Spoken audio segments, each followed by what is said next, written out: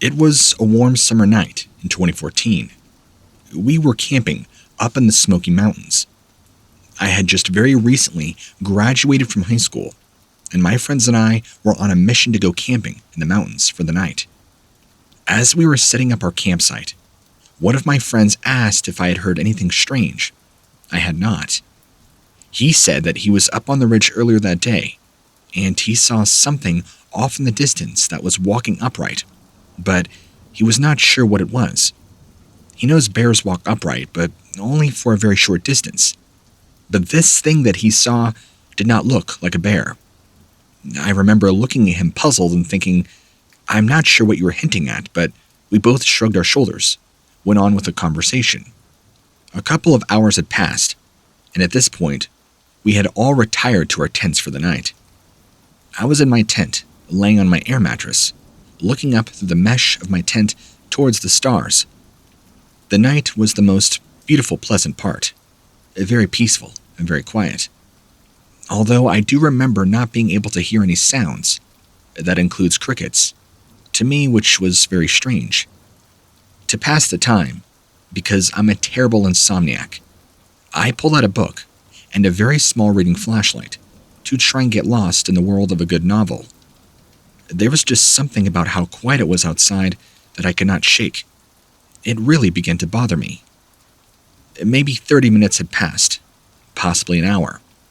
I cannot tell you. I was so lost in this novel, but I began hearing footsteps not too far away. This caught my attention for several reasons. Number one, my two other friends were asleep. I could hear them snoring in the tent next to me. And my other friend, if he would have to pee, I would have heard him climb out of the tent. So that was already ruled out. And of course, number two is we were far enough out. We did not have to worry about competition with other campers or hikers. We were already roughly 6 miles off trail. I mean, it's always possible, but not likely.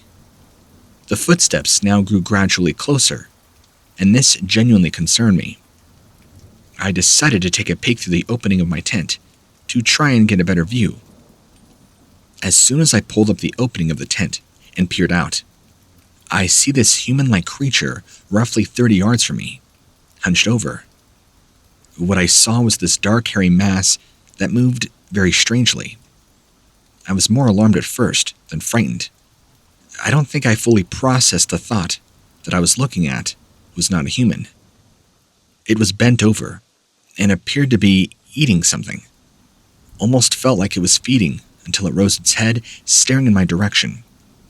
And that's the first time I got a good look at its face.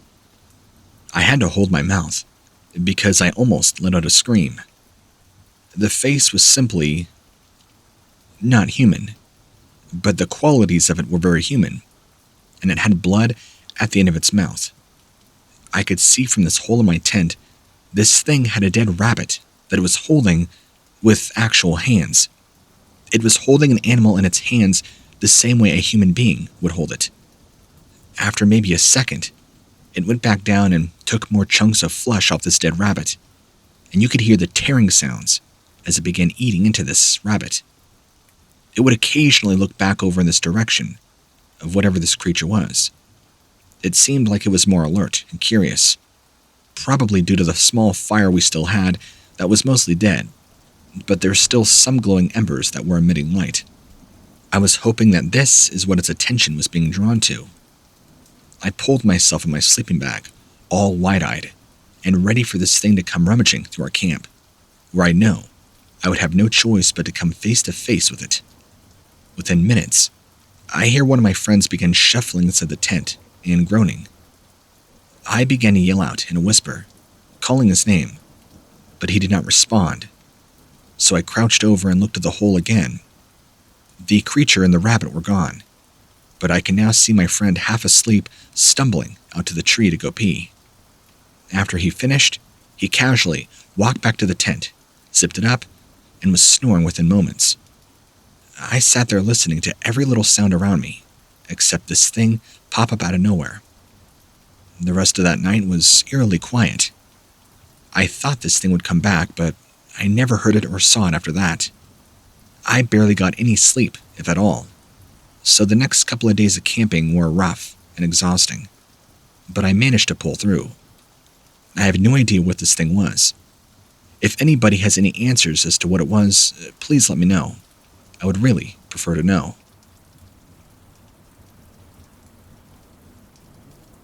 So, I think it all started in ninth grade. This is when a friend of mine came to school and told us about the Goatman. He said that he was driving home with his friends in his dad's house late night, and he was on River Road. He said that it was very foggy. There had been a lot of rain. So, out of the mist, he claims he sees this Goatman run across the road in front of them. He said it looked like a man with horns. He told me that he never believed in Goatman until that night. I think I did some research on the internet about it. It didn't really tell me much, except for maybe that there was a Goatman somewhere out in Waterford, Maryland. I kind of just forgot about it, until I saw the story about the Goatman attacking people. During my junior year of high school, I was at a friend's house after a homecoming game. We were all just kind of chilling, and this kid decided to bust out some beers.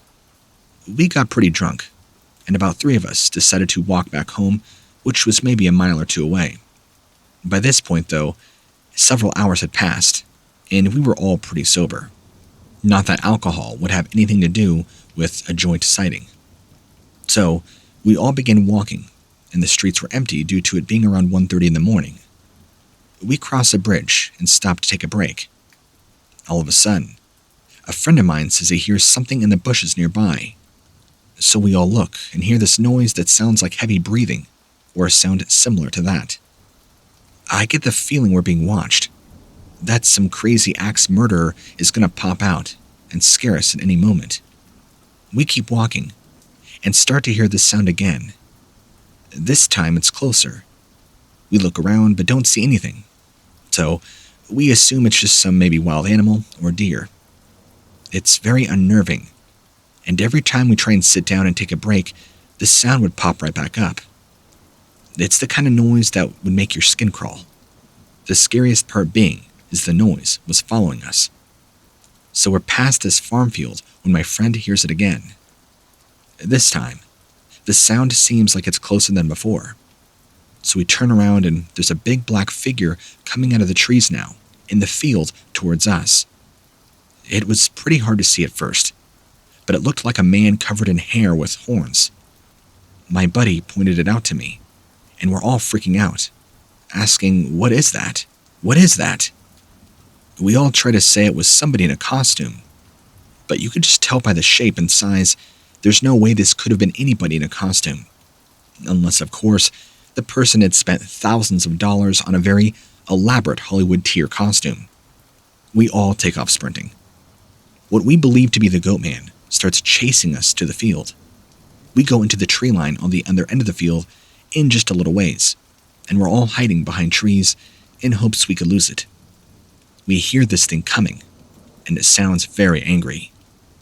My friend starts to scream, and we're trying to get him to shh in hopes this thing does not hear us. So, we hear it stop in front of the tree line, and we can hear its breathing. I slowly peeked my head around and I'm looking at it, but I can't see all the details because of how dark it is.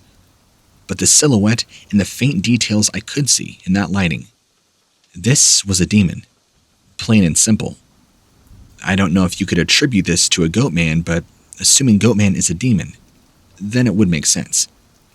This thing was scary as heck, and now it's approaching us. All 3 of us are shaking at this point, and we're pretty sure we're going to die. It makes this noise that is probably one of the scariest noises I've ever heard in my life. It sounds kind of like a deer, but deeper, like the sound a deer makes when it's in distress or dying. I know this sounds crazy or unbelievable, but this happened, and we're pretty terrified. It sounds like this thing was coming towards us, so we decided to make another break for it. We all go back, running to my friend's house. We get back and his mom asks us what's wrong with us, what happened, and we tell her. Of course, being an adult, she scoffs at us, downplays the entire thing, and she said that she could smell alcohol on us because, well, we were drinking earlier. We tried to explain that had nothing to do with it, but she wouldn't take it. Looking back on this, I don't know what kind of fool would connect drinking beer to seeing a flipping demon chasing you. However, in her mind, it was all the excuse she needed for her to write us off as just stupid teenagers. We hear the noise again outside, not too far from the house. It sounded like that same stag noise or noise you would hear from a deer as it was dying, as I had already explained. We were terrified the rest of the night, expecting this thing to have followed us back to the house, but thankfully, it did not seem to. Although we heard it making noises for hours after we got back. The next day, we go back to the field, once there's plenty of daylight to see if there's any evidence that this could have been real. We only found one thing that might be evidence, and it was footprints in the field. The tracks were not human by any means. They were far too large and did not have any arch to them. They looked more like hooves of a deer or a goat, but they were not quite nubs either. They did not look like large deer prints. They looked different somehow. None of us thought to take a picture for some reason. I think we're still just so scared that the whole experience even happened, but looking back, I regret it. I do. Other than that, we did not find any other evidence and haven't been back to this place since. The three of us have tried to move on with our lives. We don't really think about it this much, but we are all still in contact. I know my friends have had their fair share of crazy experiences, which is why I didn't think much of this at first. I'm on here now, because I just found out about this Goatman thing and wanted to look for more info on it. Now that I'm reading through posts, the Goatman is the only thing that makes sense. I don't know what else to say about this experience, other than it wasn't just terrifying, but this thing, it was a demon in its purest form.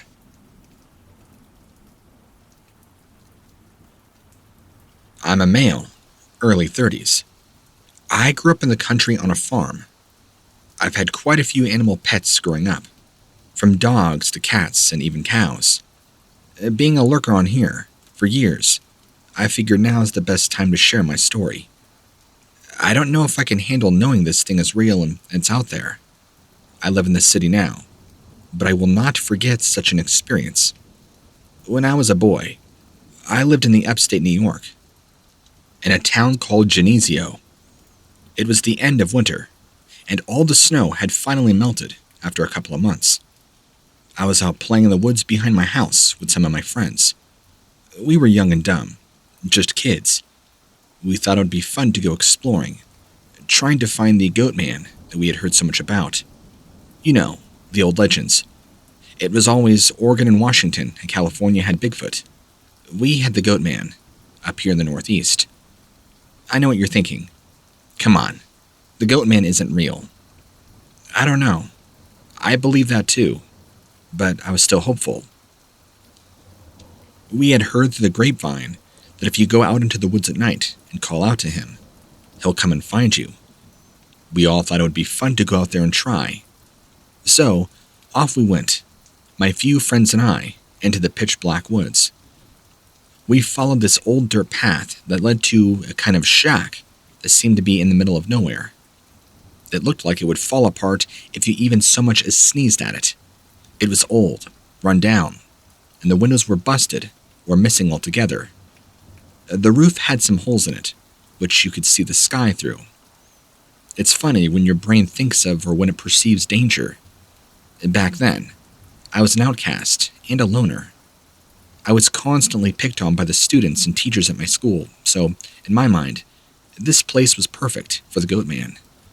After all, it was run down and dirty and isolated. I felt like that's where he inhabited, this broken-down shack here in the middle of nowhere. My friends, being the idiots they were, dared me to go inside. I told them no, and on certain terms, I was not going to go in there. They kept pushing and telling me that the Goatman was real, and he would find me if I did not go in. They told me that I could not go in. I would be upsetting him somehow, and they told me and reasoned with me, and I don't remember. But at that young, it all made sense, so I went in. I walked through this broken door, and it looked like nothing had touched the place in years. An old broken woodshed with exposed old tools. Everything was kind of dusty and dilapidated. So, my friends were whispering and laughing right outside the door. I said nothing. Instead, I exited the small building, walking around it, looking for something. I had no idea what I was doing. I walked around to the front where my friends were and told them, "Goatman isn't here." They both just busted up laughing in my face, as if this was just some big joke. They explained to me that Goatman was not real and this was just an old shed probably used a long time ago. I was pretty upset that they would mock me like this. But after a few days, one of those same friends explained we should probably bring some sort of offering to make the Goatman show up. I was still hopeful on the idea of wanting to see the Goatman. I don't know why. My aunt at the time, who was heavily into witchcraft, I took one of her little crafts she made. Forgive me. I do not know what they're called, but they're supposed to lure bad spirits away into this object, or something. I don't really remember. They're supposed to pull bad spirits away so you can burn them. But, again, don't quote me on that. At this age, I thought it would make the perfect offering. So, I met up with my friends yet again, and we made our trek out there to this old abandoned shed. I showed them what I had, and they agreed that that should work, even though just days before they were mocking me and laughing me for believing the Goatman existed. And now, they were suddenly gung-ho about this. I simply walked in, placed this little craft right in the center, and stepped out. Maybe we'll come back and check on it tomorrow to see if it liked our gift.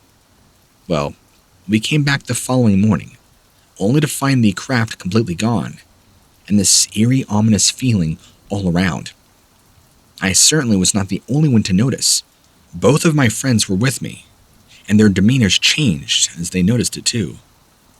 It was like this draft of exceptionally cold air, almost as if there was something different in the air. It was not just colder, it felt different. My friends were telling me that maybe we should go, and it's not a good idea to be here, but wanted to be brave and look like the hero to my friends. I insisted that we stay to make sure that our friend got his gift. So I began looking around the shed. I did not see it anywhere. This is interesting. Nobody else I know comes back here, not even bums. There is a complete lack of trash or graffiti anywhere. So as far as to my knowledge, nobody was back here. I come back outside and I explain to my friends that I could not find it anywhere. But I know this is the spot that I left it at yesterday. And right in that moment, we can hear something big moving towards us from the timberline, all the way over to our right. We did not stick around to find out what it was. We all just took off running faster than an Olympic runner. We probably made record time back to the house. Thinking about this critically now, could it have been somebody? I don't think so, because even at that age, I remember hearing the crashing noise and it had to have been something very, very big coming to us. Where it was coming from was also deeper in the forest, where there is nothing for miles and miles. So, there's no way it could have just been a man. No man is this heavy or big, or giant. I think we all just assumed it was a goat man.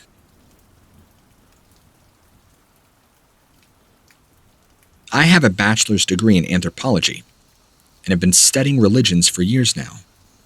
I'm very interested in the paranormal, cryptids, and other strange phenomena. Enough about me. Here's my story. Several months ago, I was driving down a road in my old town on a cold night in November, minding my own business, having a cigarette. Suddenly, I see some movement coming off the road. Thinking it's a deer, I begin to slow down. As I come closer, I notice this something is walking like a man upright on two legs. It had long fur and was walking the same way a man does, with the hip movement as well, forward with each step it took. This thing then stops and our eyes lock. He looked right at me with these scary black eyes, hideous looking really. I could see his fur ruffling in the wind, and without breaking his view, he slowly retracts his lips, revealing all his teeth. I felt the color and blood both drain from my face in that instant. I knew that if I hung around any longer, I would be dead, I looked away for a split second, and when I looked back, he was gone. I about slammed my foot on the gas pedal, zooming out of there. But now, I could see him in my rearview mirror, sprinting toward the back of my car. I about pressed all my body weight onto the gas pedal to get my car going faster, and now this thing is catching right up to the back of my vehicle. I hear loud banging from his hands as he's slapping onto the trunk. In a matter of seconds, I was now doing about 90, and this thing is still right behind me. I am pressing everything I got onto the accelerator, and he is keeping up no problems. It felt like my car would be totaled in a ditch if I made one simple miscalculation. I see him in my rearview mirror, and he eventually leaps off into one of the trees by the road, where I still kept going crazy fast. Not even wanting to slow down one bit. I probably drove 90 plus miles down the road for some time after. After that, if I slowed down, it would catch up to me. I know it sounds crazy, but I'm not lying. To this day, I sometimes see that thing in my rearview mirror or headlights as I'm driving down that road at night. It's given me near PTSD symptoms from that sighting. It's horrible.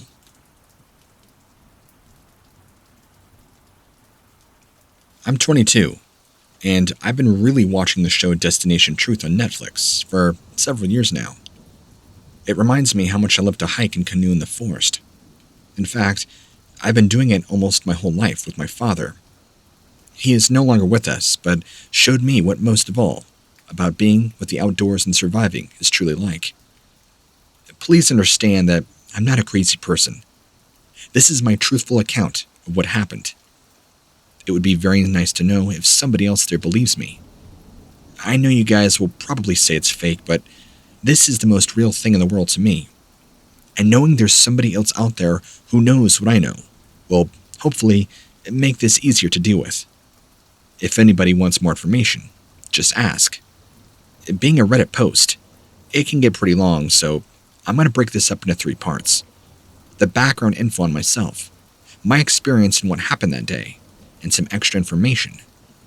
As I said before, I'm an avid hiker, camper, and have been doing this the majority of my life. Most of the time, I try to go out with friends, but sometimes I go by myself, mostly when I'm sarcastically looking for Bigfoot or any evidence I can find. Kidding. Mostly I try to go on crazy hikes. Now, most importantly, I did not believe in Goatman. I don't know why or how this happened to me, but I really want answers. Some people might suggest that it was all a dream or coincidence, even a lie. But everything is true.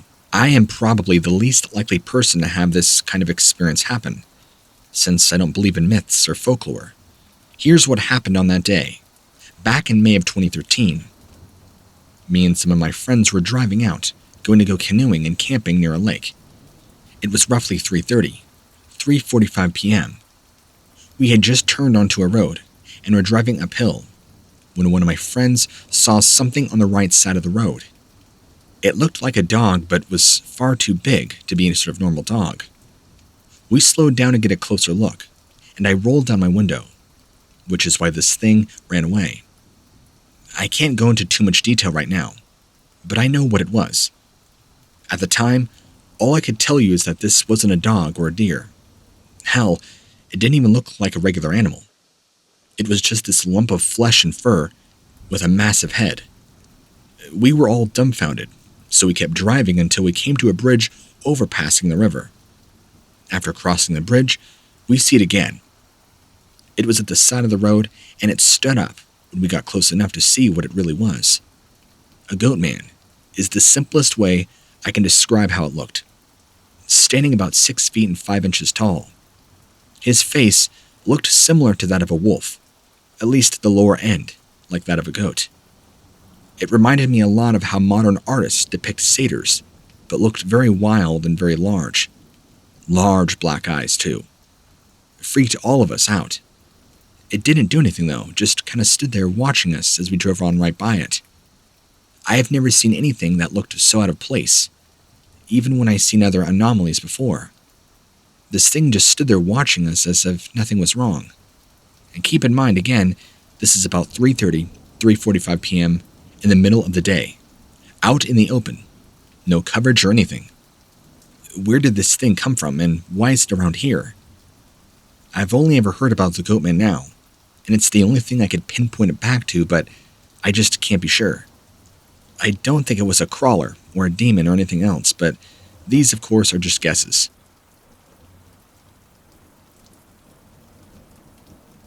I was in the Army at the time. My friend and I were in between deployments.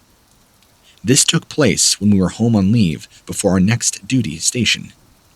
We have no idea what this was, just that it wasn't human, due to how it moved through the trees without ever touching them. So agile. If you've ever seen any videos of how emus run, you probably know what I'm talking about.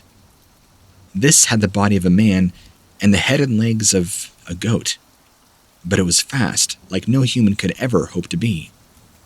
I even got out my scope on it, and when we found out where it had come from, we all watched it fall back into the tree line. There were people and campsites all over the place, so we did not want to take the chance of shooting it. I really wish we did.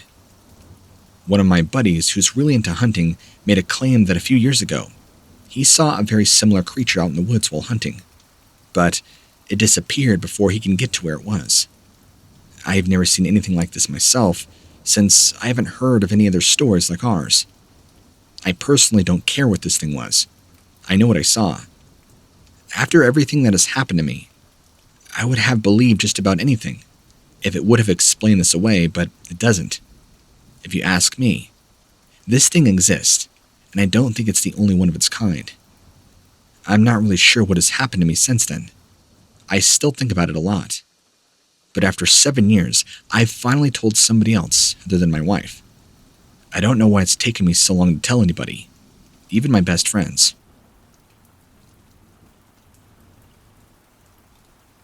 Where I live there is a forest that's about 4 hours away from my home. I love to go camp into the woods. My friends and I would take our four-wheelers, hang out around a campfire, and have some drinks, telling ghost stories. When the weekend comes, my friends and I love to go out there and see if we can find anything. We would joke around with each other, telling stories about werewolves or Bigfoot sightings. Our parents told us to not ever go out there at night. There's weird things that happen in the woods. Of course, we always just thought they were jokes that our parents told us because they did not want us out late. On the weekends, we would always go see if there were any new things to look at. We found this one cave. It looked very unusual, and we'd even made jokes that we had heard noises in it. We figured one of the nights would be a great time to go in with flashlights and explore. It did not end up going so well. We jumped inside one of the evenings, but didn't really find much around. It was just a bunch of empty beer cans and trash. But we did not go in too deep. It kind of looked like it dropped down a bit into a lower chamber. We didn't feel like going in that far. We went over to the cave, and my friend began whistling now into the opening. On a few seconds, there was silence, and we heard footsteps from inside the cave. And my friend and me looked at each other as the sound came closer to us, as if something was responding. We heard something, and we all bolted away and ran. We didn't make it too far before we began hearing something running really fast behind us, towards that direction. I can't exactly verify what it was, but it was large. I heard it. Something was making a den in that chamber of the cave. What it was, I'm glad we never found out. But after this, we never hung back around or tried to explore that cave again. In fact, we stayed far away from it.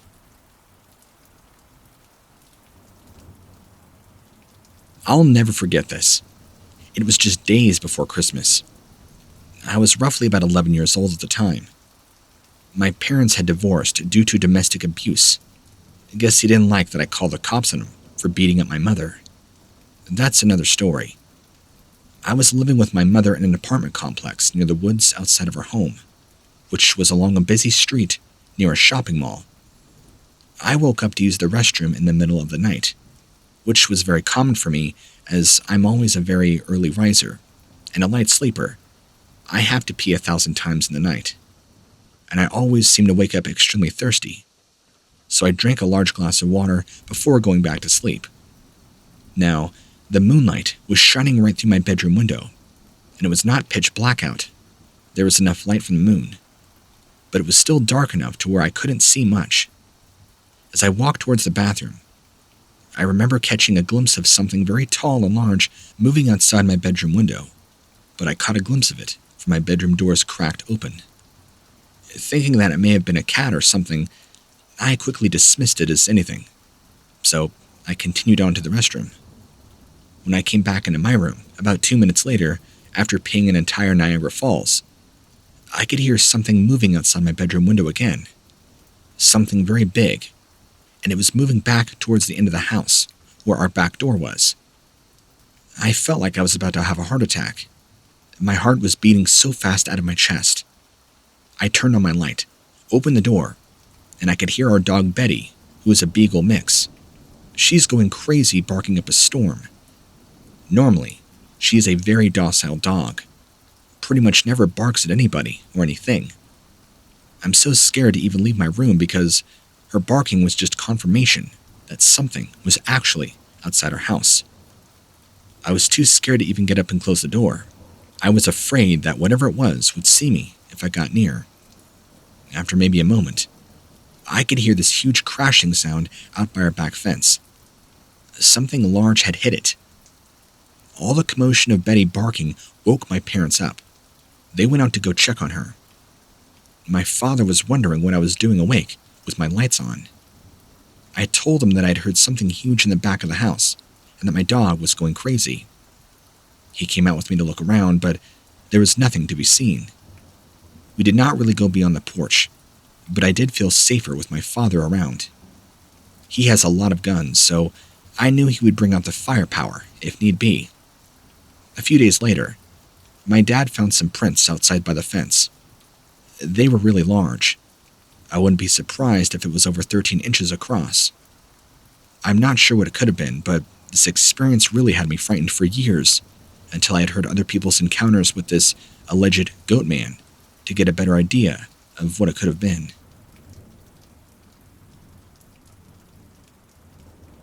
One of the things that I used to hate about eastern Texas was how gosh darn muggy it got in the summer. It's one of the reasons I moved away when I turned 20. The heat was just so thick, you could almost chew it. I never felt anything like it before in my life. It made the clouds hot, the grass hot. Everything felt like a sauna. A lot of people just stayed indoors during this time of year. Except, of course, for the farmers who worked day and night to harvest their crops. My parents encouraged me to try and make a few friends, but it proved difficult to do so. Most people I knew about here were going out of town for the holiday break. We're talking 4th of July here. As the summer moved into fall, I didn't really make many friends. And now we're getting to about October Halloweenish, and I never cared much for Halloween as a kid, mainly because I feel I was a pretty smart kid. Most of the other kids at school made fun of me for it. It didn't help that my parents were pretty conservative. Every year, all I ever wanted to do was sit at home with a cup of cocoa and watch Hocus Pocus on Halloween night. But every year, my parents would try and convince me to go out trick-or-treating with my younger sister, who at the time was only 6. I didn't like it at all. The other kids would make fun of me for what we were wearing. There were always fights between them and the older kids in the neighborhood.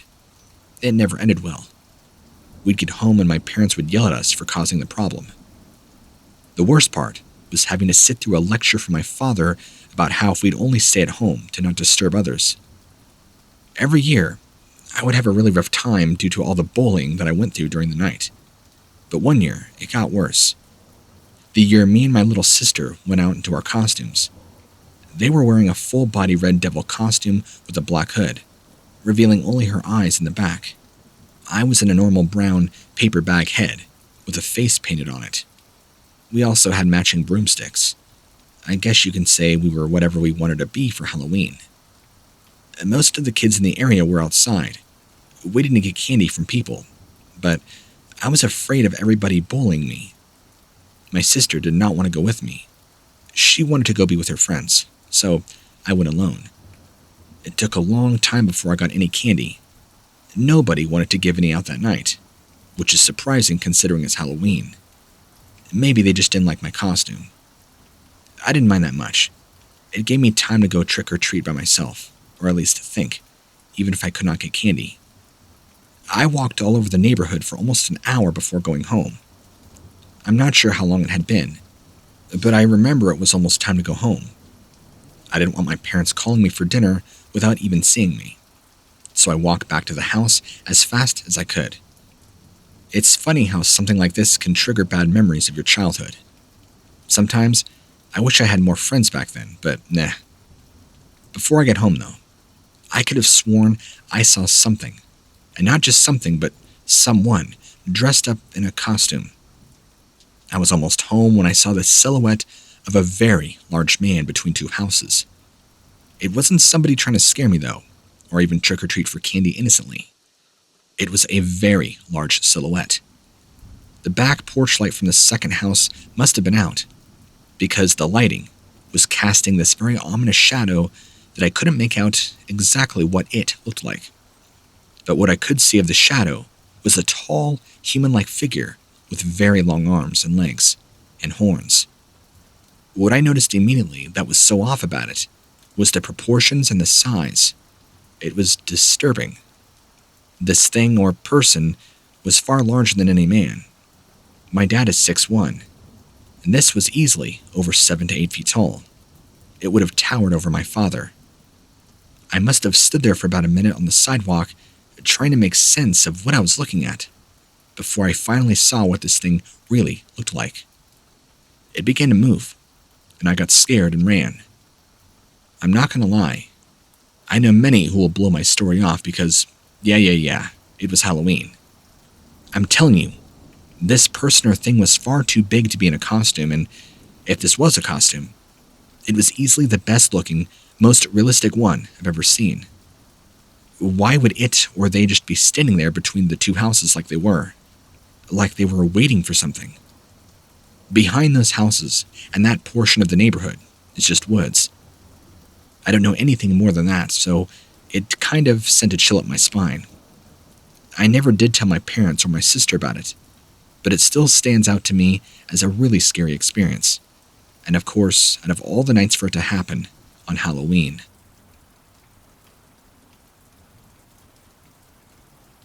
Moving out to Montana is a weird thing. There's nothing out there. It's one of the only states I've ever visited where it's just miles and miles of nothing. And not like the desert. This is just lush plains and mountains, but again, it's very secluded. It's not my first time at the rodeo. I've been an outdoor enthusiast since I was a kid. I've spent decades making trips out to various places. Like you, I'm sure, a deer hunter here. Love it. Hate the amount of crap you have to deal with, though. Like I said, it's very secluded out here and the population is pretty tiny. I was visiting my sister, who has lived in Montana her entire life. We decided to go on a little adventure after deer season had concluded. We packed our gear into my truck and headed off into the backcountry to a place she wanted to go scouting for elk. We were going deep, really deep. Montana does have lots of forests. It's not just open sky country. Although the mountains do make it beautiful, there are downsides, of course. Specifically an abundance of unfriendly wildlife. Bears, wolves, coyotes, you name it. It's possible we could run into all of it. So, before hitting the road, I load up my truck with all kinds of safety equipment. You know, bear spray, mace, the whole 9 yards. We pack our gear into my truck and head out for what is supposed to be a day hike, but turns out to be almost an overnight one because we didn't get back till late. After about 3 hours later, we're now deep in the forest, and the trail has suddenly kind of just disappeared. We were following an old game trail, but did not know how far it went. I'm not sure if it's because of all the snow that had fallen recently, or what, but we're just bushwhacking at this point. We've let the GPS function on our phones die to preserve battery, and we're carrying a compass, a map, and our instinct. We're just about ready to turn around and call it a day, and we both hear something. This ear-shattering sound, followed by heavy breathing. kind of like a dog panting, but heavier. We stop and try to gather where the sound is coming from so we can go around it and avoid it, thinking this could be a mountain lion. The sound gets closer and closer, but we still can't locate the source. We decide to turn around and head the other way, and my sister lets out a yelp and takes off running, leaving me all alone. I'm now by myself and standing there, trying to figure out what happened. I hear movement behind me. I spin around and this thing is looking at me, standing about 100 yards away, staring right at me. It's a humanoid creature with the head of a goat, standing on its hind legs. I don't know how it is able to do this or why it is doing it, but the darn thing just stands there for about 30 seconds until my sister comes back. She runs up, grabbing me, yelling. It lets out a sound, almost like a roar but deeper, and now begins to run after both of us. We run as fast as we could, but this thing was fast, faster than any creature I've ever seen. We couldn't get away from it, no matter how hard we tried, and it very quickly caught up to us. We're just about to turn around and fight it when it lets out another roar, lowers its head, and just then, another one of these things pops out of the timber line right next to it. It's a small one. They both look back in our direction. I think they were both getting ready to bluff charge us. As soon as they looked at each other, one of them let out a growl, and the two sprinted off in opposite directions. Once we were sure they were gone, we started heading back towards my truck, and I noticed the woods around us had gone silent. There was no wind, no wildlife, nothing. As we stood there, a gentle breeze passed through the forest, and it felt as if something were watching us. My sister and I were so freaked out that we just sat down and waited for 10 minutes to pass before leaving. I don't know what it was that we had encountered, but I know what I saw, and it was not something from this very world. Even though it had the head of a goat, standing on its hind legs, it was at least 7 feet tall, weighing as much as a truck. It reminded me of a minotaur, actually, just without the axe, or whatever it is they use for a weapon. All I know is that my sister and I are never going hiking again in these parts.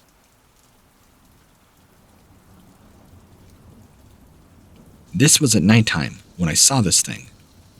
I was 16. I grew up in rural New Mexico, which is where this happened. It was either June or July of 1998.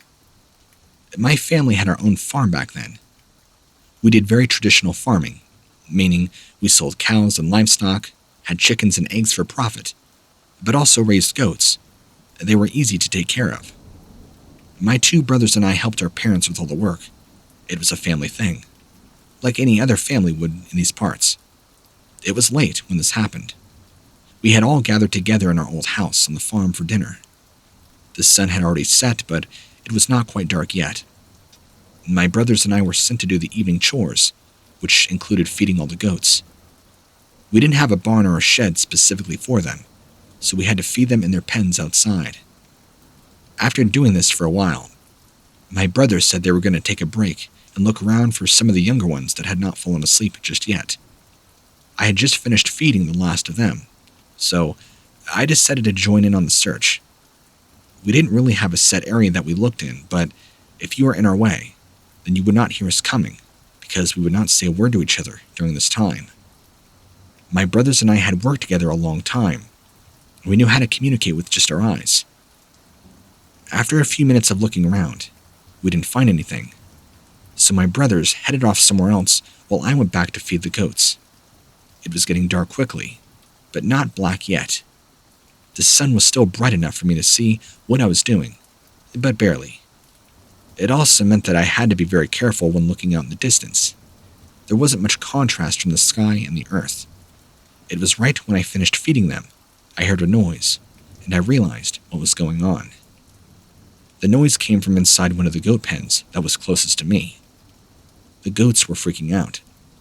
I figured maybe just a stupid coyote had gotten in there or something. I quickly ran over there to see what was going on. It was then that I saw it. The thing that got into the pen with the goats had short black hair all over its body. It was holding one of the goats in its arms and quickly snapped its neck. then quickly bit into the neck and started suckling the blood. This thing did not even seem to notice me or even care that I was there. It all happened fast. I ran out of there screaming for my father. By the time I got his attention and brought him out to the goat pen, this thing was gone, and the goat with it. I thought I was seeing things, but my brothers took it seriously when they came back and saw the goat was gone. We never found out what this thing was or anything about it. Just that night, we all slept together in the same room with a gun right next to us. My brothers found an old dried-up goat carcass nearby on our farm a few days later, but its fur color was different than the one that was taken, and smaller. It was no goat of ours. My father had said he had heard of things like this before, but never imagined actually seeing it. He was told that they were generally nocturnal, and whatever these creatures were good at hiding. My family eventually sold off the farm. Like most people, I don't really think about this too much anymore, but it has been a long time, so I wonder what it could be or if I'll see it again.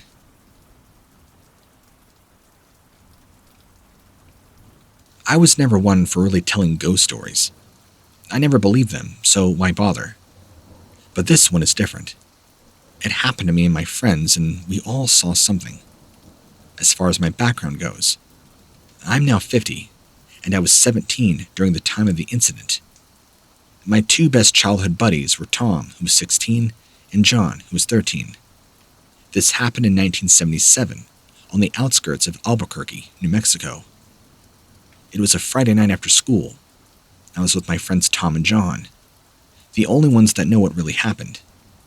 We were like most normal young boys at the time. We loved horror movies, riding our bikes around the neighborhood and acting cool around girls. It was summer vacation. There were lots of parties going on in the neighborhood. After all, it was the time of year. Well, we'd been out cruising for a couple of hours that day, until it got dark. We stopped by the park to see what was going on. They were having this sort of festival carnival in the middle of one of the big parks. There was a long line of people waiting, and two teenage girls who were handing out applications for this booth in the far corner of the parking lot. John was feeling brave. He was the youngest of our group and was going to go hit on one of these girls. We made small talk, but they were pretty busy doing the application, so it ended after that. One of my friends noticed a shadowy figure slowly walking down the dirt road off in the distance, behind some of the parked cars on the edge of the lot. Tom, of course, had the best eyesight of the group. He was the one that spotted it first, and seemed very genuinely scared by seeing it. It was too dark at this point to make out much detail, but it appeared to be, by his words, a monster of some sort. The hair stood up on the back of our necks, which is why we all believe in ghosts. We all saw the figure, and none of us could really describe what we saw, other than it looked like a big scary thing. It headed off in our direction, at an abnormally quick pace in the darkness. This is when things went crazy. John began to cry in fear, and Tom was trying to yell at him to stop, but he couldn't even speak without sobbing hysterically. I got very angry with both of them. They were not behaving like men. John kept yelling, "We've got to go, we've got to get out of here." And Tom finally shouted at him, "Use your bike, let's go." We all hopped on our bikes and flew out of there as fast as we could. It felt like we were on those bikes, running for hours. As we pedaled like crazy out of the parking lot, Tom said he heard something running behind us trying to catch up to us, but I didn't hear anything at all. John kept yelling over and over how we saw the legendary Goatman. Even today when we talk, and just before I wrote this, I talked to him on the phone about it. He still swears up to this day that what we saw was the legendary Goatman that people talk about seeing.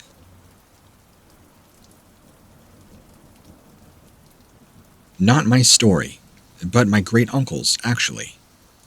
He was in the military, stationed in Alaska in the 1950s.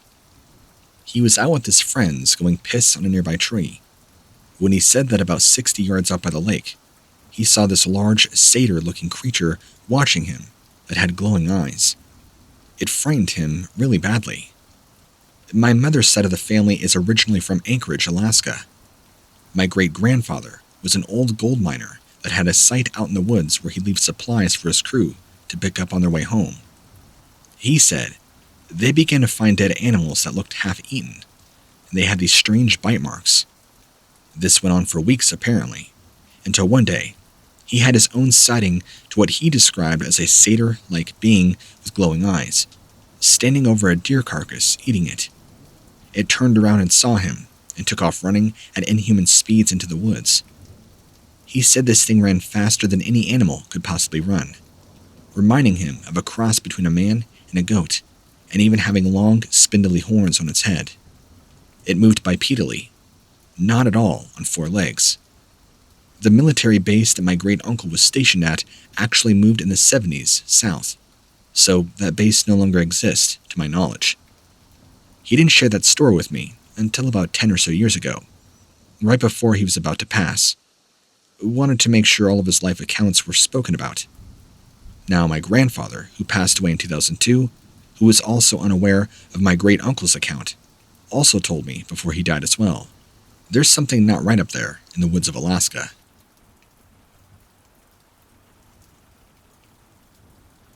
I used to live in Maine until about 13 years ago, when my entire family changed and moved to New Jersey.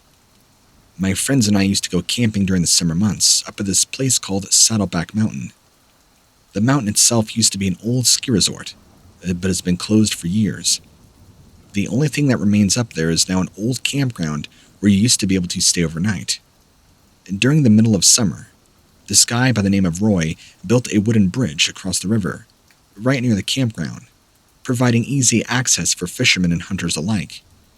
We all thought it was great, until we heard about some of the strange things that were happening up there. I remember first hearing a story from my uncle, who was also a police officer at the time, and just shook it off as a lame attempt to scare me. But after a few more stories, I began to grow more curious and decided to go see for myself.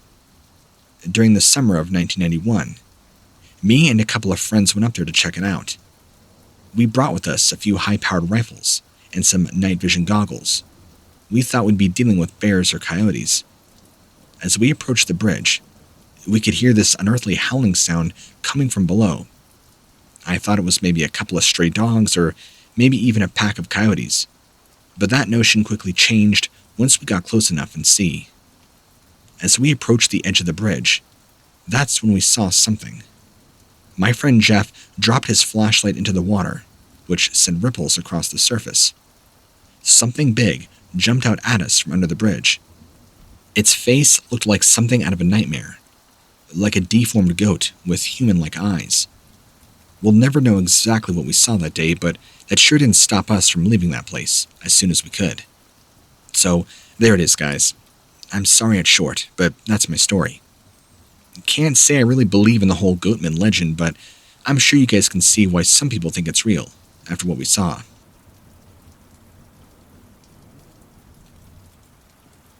I was 9 when this happened to me.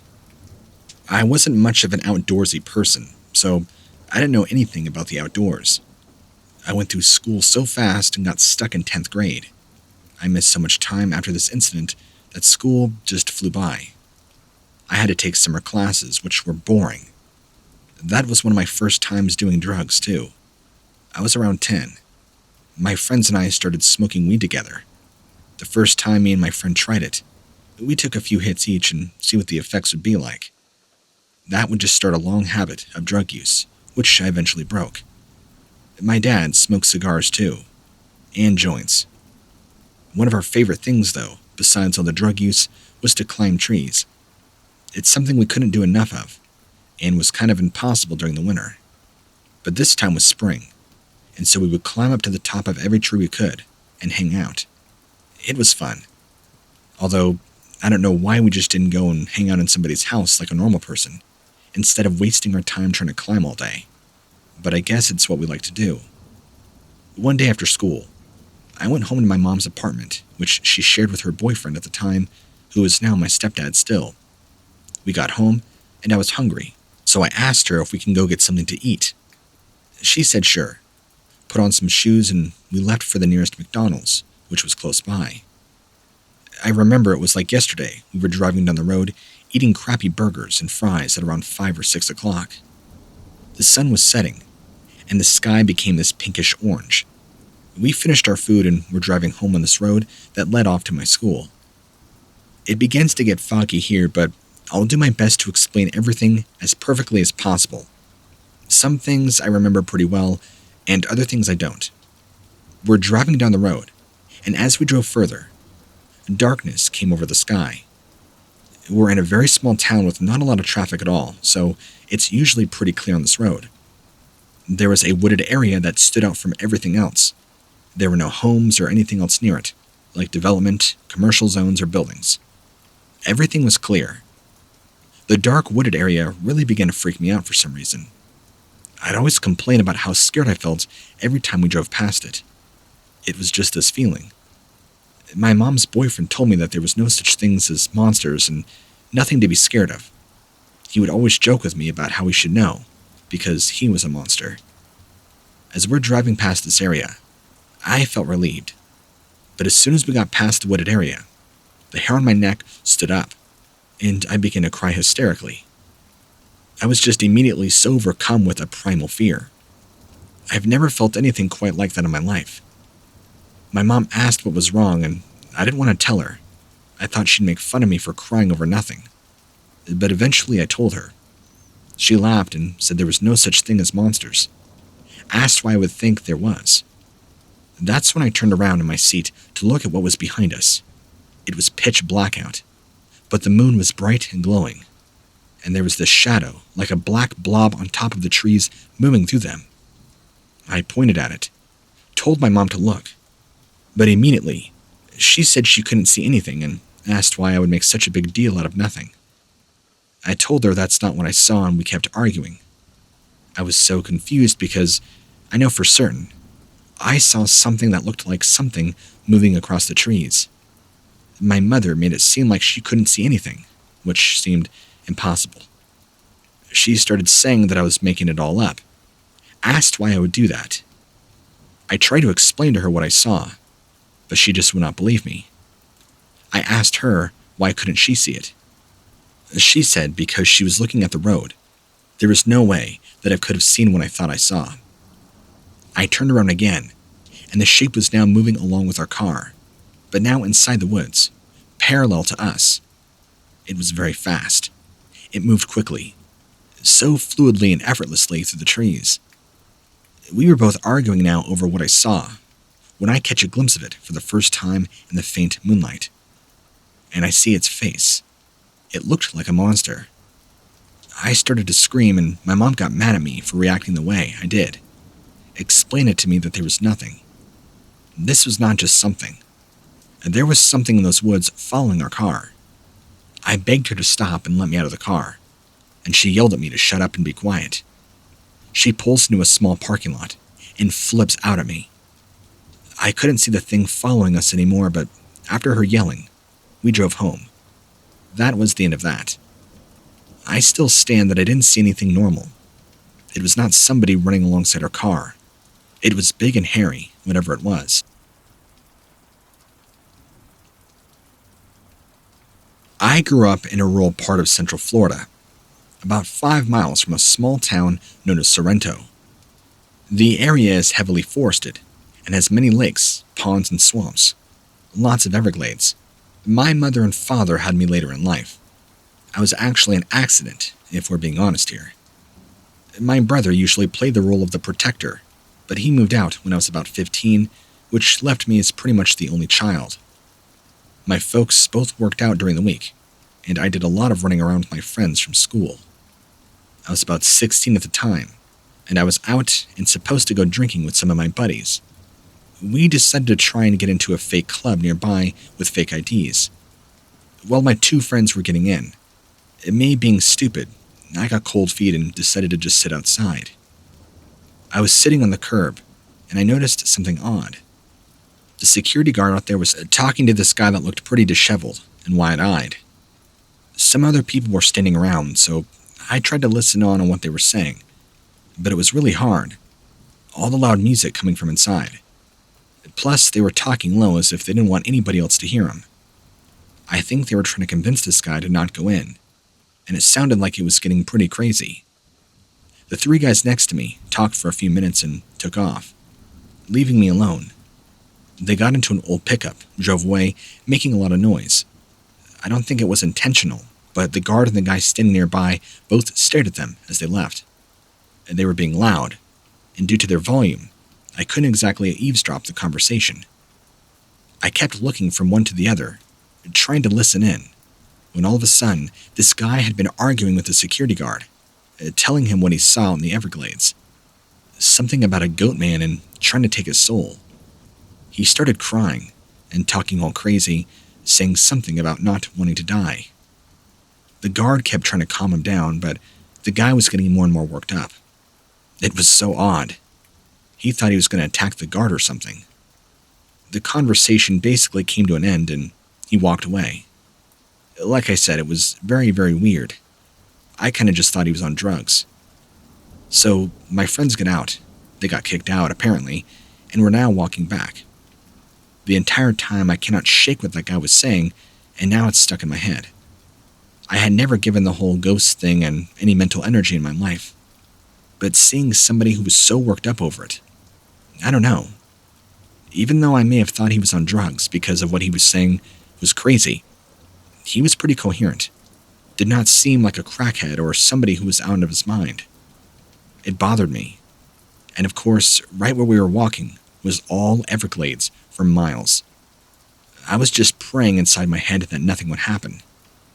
We just kept walking while my friends made fun of me, how I got cold feet and did not go in there with them, and that even though they got kicked out, it was well worth it. So I reminded them that they're still the ones that got kicked out.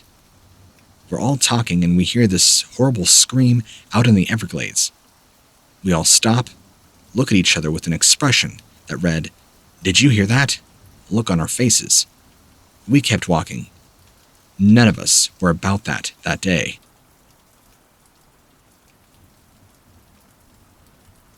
I work for a small business.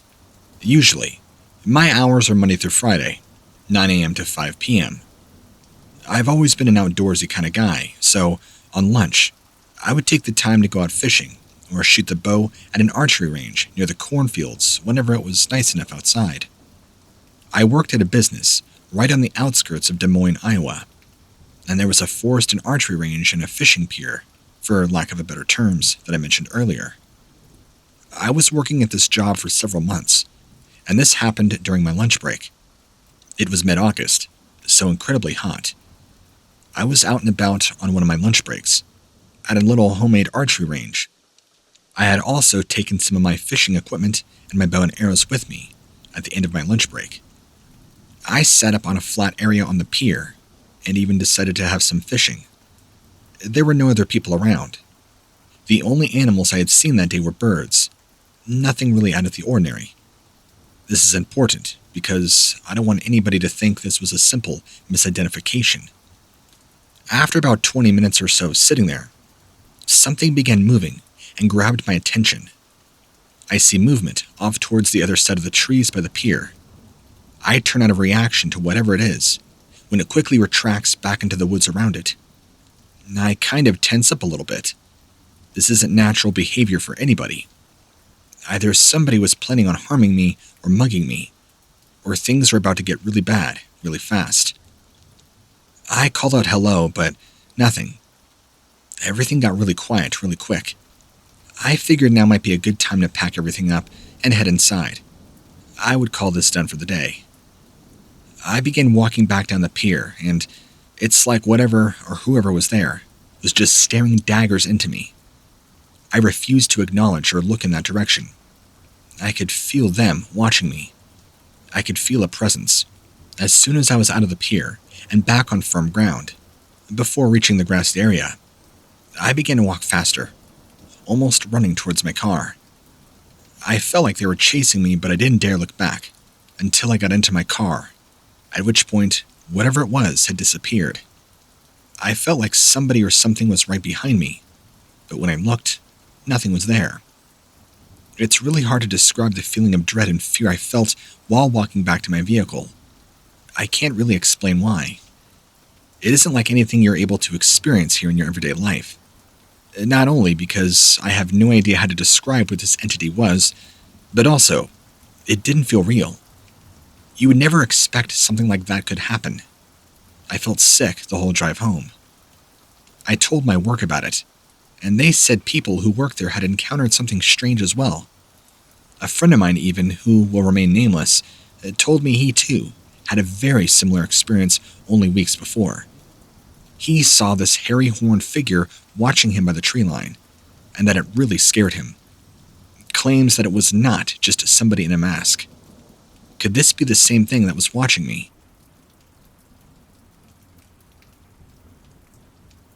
Okay, my sighting takes place up in northern Wisconsin. I grew up in the Northwoods of Wisconsin and spent all my life here until I moved away for college.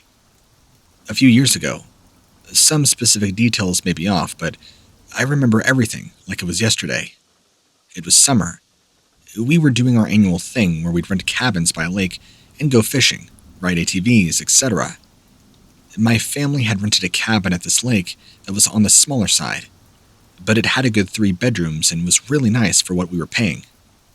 We had built up a nice little neighborhood there of people who would frequently come every summer to vacation at the cabins. There were all in all roughly 7 cabins. On one of the nights of our vacation, we decided to go out and get some firewood so we could all sit around the fire. Nobody was willing to brave the dark by themselves, so I volunteered to team up and go with whoever wanted to come along. Myself and one of my friends hopped into this pickup, and we drove up the side of the lake, a ways, parked and hopped out. We started walking through the woods, but we did not get very far before we heard some pretty loud and inhuman screams. At first, we just looked at each other with nervous laughter. We assumed it was just somebody messing around. Then, the cries kept getting closer until they were no longer distant enough anymore. Now, someone was really close by. Finally, we saw the source of the screams. A goat. But it wasn't just any goat. This was a huge goat with large horns and an angry look. Now, I grew up in this area, and I've seen plenty of goats before, but this was not a goat. It might have been the lighting, or even the darkness of the woods. But at that moment, when it caught our eyes, it took a very sinister appearance. The fur on its back was black, while the underside was pale and gray. It looked coarse and disgusting. The first thing that came to my mind was we were in some serious crap. This was not a normal animal. This thing looked like some sort of wolf-goat hybrid or something. I was frozen in fear. I looked at my friend to see what he's going to do, because if he ran, I planned on following him back to the car. He had a look of pure terror all over his face, and it looked like he was about ready to take off. I mustered up some courage, told him what I think we needed to do, to run back to the car as fast as possible. This thing wasn't normal. There's no telling what it would have done or could have done. Although, I don't think he could even hear me at that point. He was just gone. The next thing I know, he takes off sprinting through the woods, with this thing chasing after us. It wasn't a full-out sprint, but faster than a regular person could run. You could hear the woods exploding behind us as this thing was rapidly closing in on us, closing the distance. I did not want to look back. I knew that if I did, I would either freeze up again or be so panicked that I could not move. I focused on my friend in front of me and tried to stay close so if he stopped running, I could stop with him. It's kind of weird, because even though there was this huge thing only a few feet behind us, the most frightening part was hearing it constantly changing directions as it chased us. I braced myself for it to pounce on me. Eventually, my friend realized what was behind us and began to outpace me until he was so far ahead that I could not see him anymore. I guess he was able to get his wits about him enough to figure out how to lead whatever this thing was away from me. It kept running until I got back in the truck, jumping in. As we started up the truck, this thing came into view from around a tree and was behind where we had left our stuff. It stood there, staring at me upright. We both got a good look at the thing. If the Goatman truly existed, this was it. It was some sort of demonic hybrid of a man and goat. But this thing just looked so evil. There are no human words to describe this. There's nothing in the world that could explain what we saw. I'll never forget that thing's eyes. They reminded me of a shark's, just black and void, like it was watching you but you could not tell. Every bit of that thing screamed evil.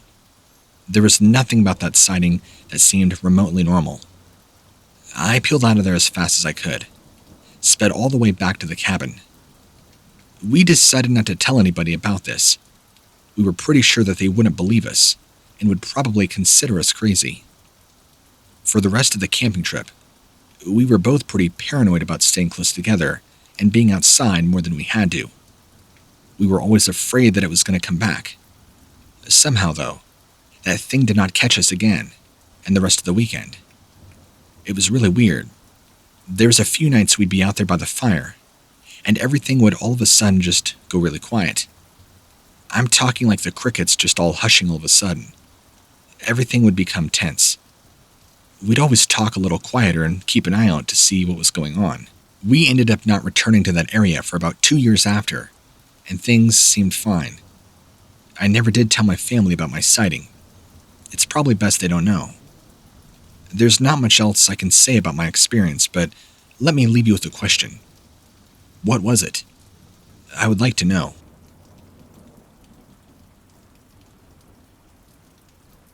My brother, sister, and I grew up in a rural house off a dead-end road in Franklin County, Pennsylvania. I was about 8 years old, and it was the beginning of spring. The weather had been warmer, but still cold enough to snow. One night, after bedtime, my sister came into my room to tell me that she had heard rustling out by the barn, which was only about 150 feet from our back door. I, of course, was terrified, went to my parents' room to tell them, but they laughed at me, thinking it was maybe a deer. Right before Easter, my brother and sister all saw one of our cats go in the barn with something big in there. After that, the cat went missing. We all got a glimpse and assumed it was the Goatman. The following Tuesday, I woke up for school at about 6:45, since we all went to a small Christian private school. Being only 8 years old, naturally, I was not a morning person. After getting my uniform on, I headed downstairs to eat my breakfast, brushing my teeth. While eating breakfast, I saw our back door open up. At the time, this was very odd. My mom always made sure to close it whenever she left for work. The door remained open, but I shrugged it off, gathered my book bag and satchel, headed out the front door for school. We were allowed to walk to school by ourselves at the time, and I would always take the sidewalk that passed our house and circled into town. I would then turn and cut through the woods, where I usually met my friends. When I got near the end of our driveway, my mom's wish for me not to take the shortcut through the woods was fresh in my head. So, like any 8-year-old kid would do, I simply ignored her. As I passed the tree line of the forest and was walking on the sidewalk next to some farmland, I heard a loud noise coming from the trees across from me. Keep in mind, this is probably 7:15 a.m. It's still dark out, since it's the beginning of spring. The wind was also picking up. I assumed it was just the wind making the trees shake. As soon as I began to look back at where I heard the noise, something large and black bolts out of the wood onto the sidewalk between me and the other portion of forest. Without seeing its face at all I could make out was long hair covering its whole body. He or it was hunched over, had long hands with fingers and claws on the end, and it ran on 2 legs.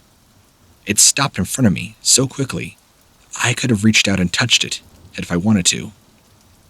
I stood there for what seemed like an eternity, staring at the thing when it bolted back into the forest on all fours, disappearing into darkness. I was too afraid to move for a moment, but then began sprinting as fast as I could toward my school. The entire time I ran, all I could think about was that Goatman creature, if it would hurt me or not, and the creature in my barn that ate my cat. When I finally made it to my school, I just went inside and hid in my bathroom, Once school was over, I ran home to tell my parents about what happened, that this creature crossed my path when he shouldn't have been anywhere near me. My parents did not believe me. They assumed it was a large dog or a coyote, and since I was so young, although it was fresh in my mind, I had grown up hearing all about Goatman for my life. I thought the thing that ran out in front of me had to have been a werewolf or something, but had it not been for the long, black horns on its head sticking up like one of those goats or deers you see in Africa, that really bothered me. I'm totally certain that what I had encountered was in fact a Goatman creature. I know he exists.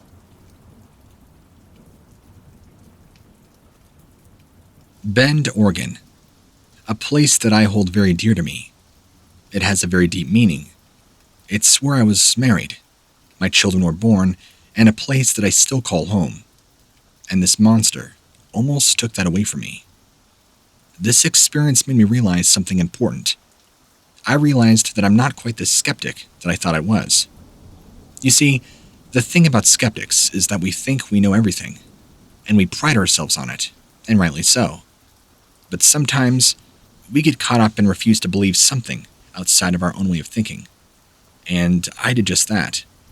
What can I say? I'm a human being. We're all guilty of this. It was late spring in Bend, Oregon. I was about 25. It wasn't too late at night. Right around 10:15 p.m., I remember. I had just dropped my girlfriend off at her place. I hadn't gone home yet. I had planned on watching some TV before I went to bed. I decided to take a shortcut back home, turning down one of the main roads that goes through town. Driving down this road, I get this weird sensation that comes all over me. It felt like pins and needles, except it was all over my body. It was like this electrical rush or surge going through me. I also had a crick in my neck. It was uncomfortable. I have to take another turn, and I'm driving down the road with this really weird sensation going through me. I try to relax and shake it off, thinking nothing of it. But then I see something that freaks me out. I'm driving and this thing was just sitting there in the middle of the road. It looked like a man but with horns like a goat. And not only that, it had these weird-looking eyes, if you could even call them that. They were solid black, looking like something created out of a science lab, like something that was spliced together. I mean, it wasn't some little thing. This was probably about 7 feet tall, if not more. I'm petrified, almost shaking and trembling as I'm driving. I go right past this figure, and now it's gone. I thought maybe I was just seeing things and that it wasn't real. But then, the gates of hell opened up themselves. Things get weirder. I get back to my house from dropping off my girlfriend, and the same pins and needles feeling comes back. I begin to feel very ill, very sick to my stomach. This overwhelming dread just sitting down in the pit of my stomach. Imagine being anxious constantly. No peace. It was rough. I kept expecting to see that thing outside my window that night. I'm very thankful I didn't have to. The next day, everything seemed to calm down after, but that was terrifying. Over the next several years, I had heard about things and talks about things like Goatman, and not just Bigfoot. When you're in the Pacific Northwest, the only cryptid to supposedly exist out here for some reason is Bigfoot. But I had some friends share their own terrifying stories with me about a creature with horns, claiming they looked that it was half human, half goat, or something. I don't know what truly exists out here in Central Oregon, but whatever this creature is, something is awry down here.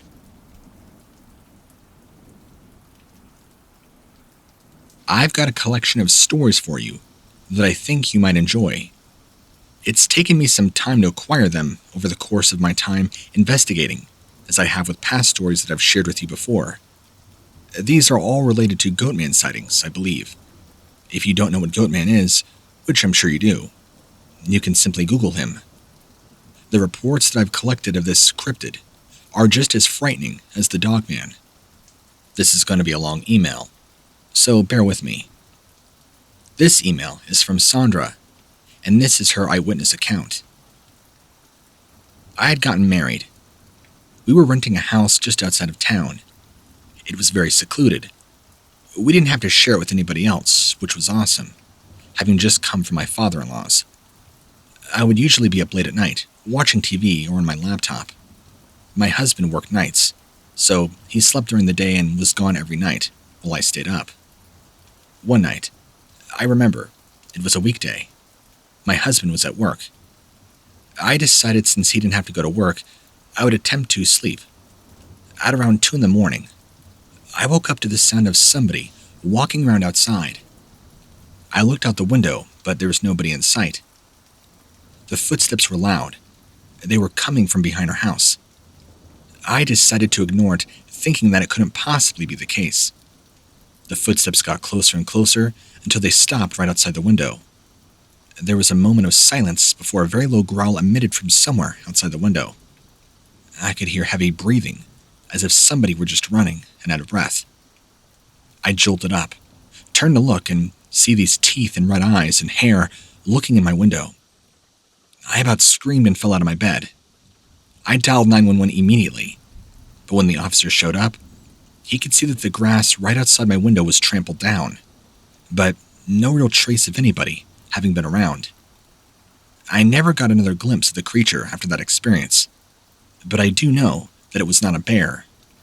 I've seen bears hundreds of times before, having grown up with my dad who lived out in the backwoods. This did not look like any bear I'd ever seen. I asked Sandra personally if she could elaborate more on what she saw that night. She explained to me that this thing looked like something out of a horror film, that it was the satanic goat-looking man. Sandra is a 39-year-old nurse who has no reason to make this up or embellish her story.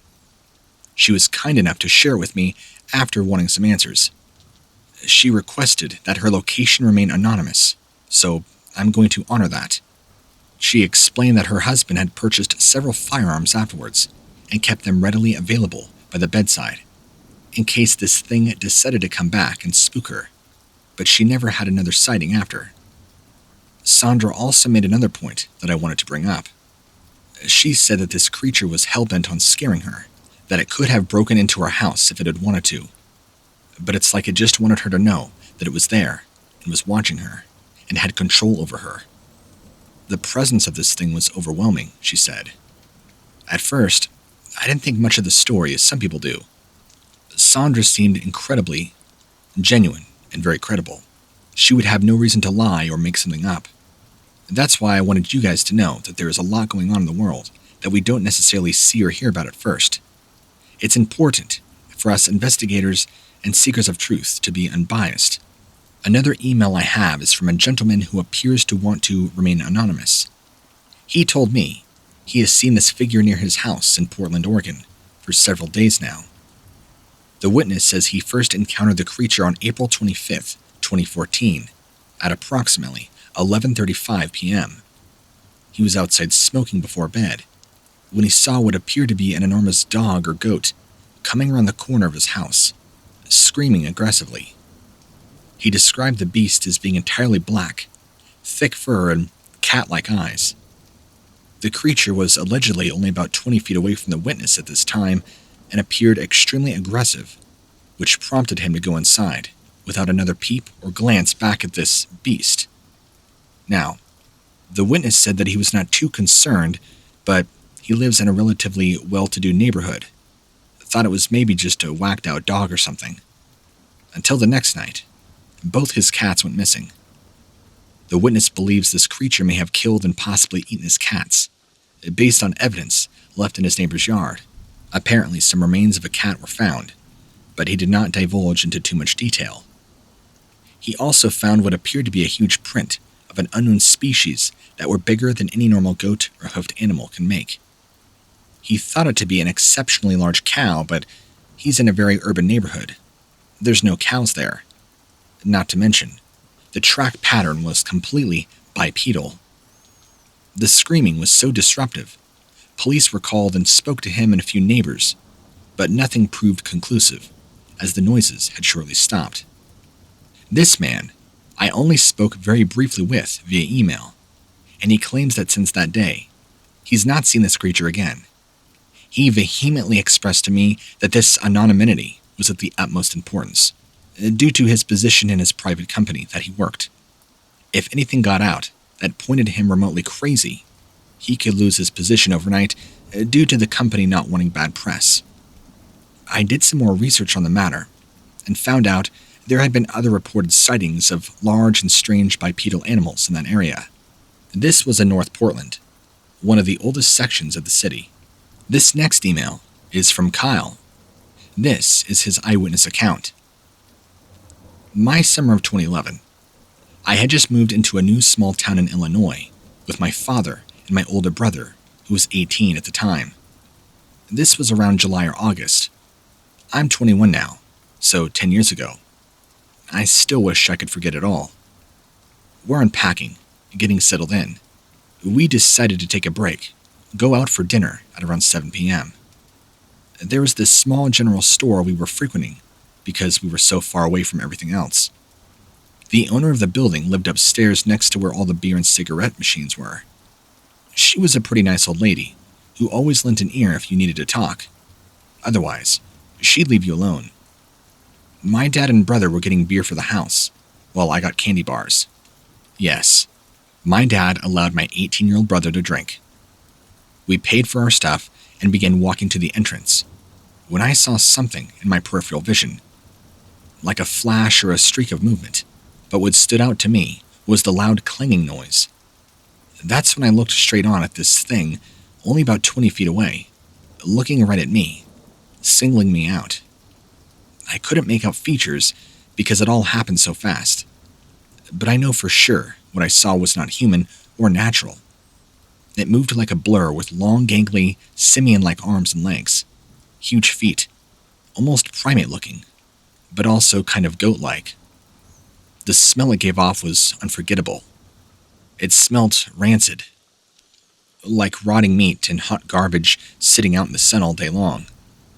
It made eye contact with me for maybe less than 5 or 10 seconds before bolting off into the tree. I stood there for what felt like forever, not knowing how to react. At 11 years old, how do you? I just kind of went along with my dad and brother. They were asking me if I was okay. After they started to walk back inside, they didn't say anything. And for a couple of months after this, I remember sleeping with the light on, freaked out by what I saw. I'm not trying to gain anything from telling you this story, so thank you for listening. Now, Kyle's case is very interesting. He provided me a story when he was only 11 years old that he still vividly remembers. I did not get the chance to Zoom call Kyle like I did with Sandra, but he was kind enough to speak with me over the phone. You could tell him retelling the story was making him nervous. I picked up on his demeanor change almost immediately in his tone of voice. Kyle seems like a pretty quiet, reserved kid who is not seeking notoriety from his sighting at all. In fact, I got the opposite impression. He was hoping that by sharing this experience, he would be able to get this off his shoulders and could hopefully move on with life. He even told me over the phone that when he was a teenager, for a few years in high school, he would get these really horrible, vivid nightmares of seeing this thing over and over and over. His brother and father were not looking when this thing revealed itself, so he was the only one. Kyle actually had no idea what a Goatman was. I don't even think he knew what a Bigfoot was either, so I had to explain to him the physical differences and appearances between the different cryptids. And he says that what he saw most closely resembled what I was just describing for a Goatman. Kyle also told me that before the sighting, he spent a lot of time with his dad out hunting and tracking, so he knew very well what various wildlife looked like. There was no way you can mistake what you saw for anything else other than what it was. Kyle also informed me there were a couple of other occasions where his family would find dead and mutilated deer and elk on their property. Of course, they never really suspected it to be the Goatman. His father knew how ruthless and cunning predators could be, especially out here, with all the cougar and bear. Kyle said that what happened to those animals' carcasses, though, was much different than how those other animals looked. Kyle is also very level-headed. I got the impression he was not embellishing his story one bit. He seems like a very intelligent young man who wanted nothing more than to help his fellow cryptid enthusiast, or at least get this thing off his chest so he can move on with life. I am very surprised that some Bigfoot researcher has not picked up on this case yet, but we all know how hard it is to get people to come forward with these matters. You know, nobody wants to be mocked or called crazy. My next email is from a man who goes by the name of Tony T. I was 16 years old on a Boy Scout camping trip with some friends, my father and uncle, and a cousin of mine, out in the mountains of West Virginia. We were camping in an area that wasn't heavily forested, but mostly open field surrounded by woods. It was early October, so it had just rained. Everything was damp and dark near the tree line, which made the typical bright moon appear even brighter. I walked out of my tent to go and use the outhouse, right around 2:30 in the morning. I stopped about 100 feet away to take a leak by some trees, instead of walking all the way out by the outhouse. After I was done, I began walking towards the tents, and I noticed everything beyond the tree line was dark. Too dark. Not even moonlight could penetrate that far. My eyes slowly adjusted to the darkness, and I noticed that if I stared at any object for more than 10 seconds, it would have sort of that vortex effect. The color of the object would drain out until there was nothing there left except darkness. I shrugged it off and continued walking back to my tent. I noticed something moving in the woods. It looked like an emaciated wild dog, covered in hair and bulging eyes, heading right towards me. I could not make out the size of this thing. It was still near the tree line, but it did not seem larger than a medium-sized dog. I looked back just in time to see this thing open its jaw so wide I could see all the way down its throat, revealing large, jagged teeth, not unlike a shark's. I was petrified as this thing was showing me its teeth to scare me and to intimidate me.